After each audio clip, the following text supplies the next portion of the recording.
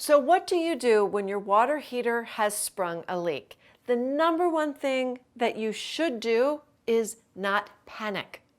If you know the right steps, you can shut down the water, stop a major disaster from getting worse, and you can do it all with confidence. Now make sure you subscribe, because that's what we do here at HIPChicks, is bring you practical, doable DIY tips. So let's start with the fact that you have identified that you have a leaking water heater.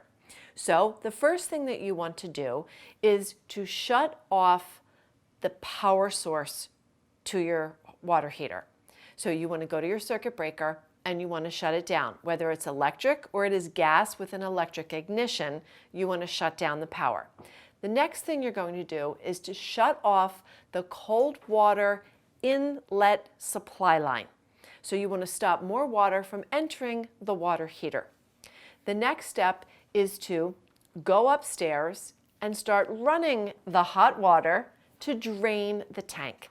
This way you have reduced the amount of water that is in it that will continue to come out. So now that you have stopped the disaster from growing in magnitude, what's the next step? You have to call a pro. I would never recommend a DIY installation on a hot water heater unless you have significant plumbing skills and you are comfortable handling the gas or electric hookup that is required. So for most homeowners, we are going to call in a pro. Tell them if your unit is gas powered or electric. If it is gas powered, it may also have an electric power vent that sits on the top. So be sure that you have explained all of that. Ideally, take a snapshot of your current unit and send it to him. Ask your pro what brand he or she recommends you put into your house. Ask them what is the price for that top tier unit and for a middle of the road item. And keep in mind, Bradford White, even though it's one of the best, is not sold in stores. It is only sold through plumbing supply houses, so your pro would have to get that for you.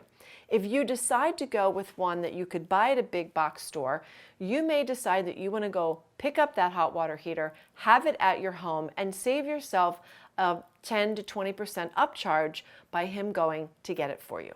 Now, here's a really important piece. Before you commit to that pro coming to your house, you need to ask him or her, what is their install rate?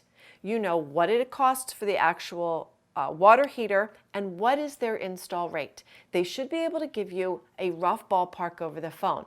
Now, of course, there could be something different when they come to the house, but you need to ask before they show up at your house, and absolutely ask them, what is your hourly rate as well? And the last bit of hot water heater tips is about making sure that your new water heater has a pan installed under it. If your old one didn't have a pan, make sure the new one does. They're less than $40 and it's worth having. And absolutely be sure to add a water alarm when the install is done. So I hope this was helpful. I hope you get your hot water flowing and you get to take a nice warm shower. And make sure you subscribe, because there's always more tips to save you money, stress, and time here at HIPChicks.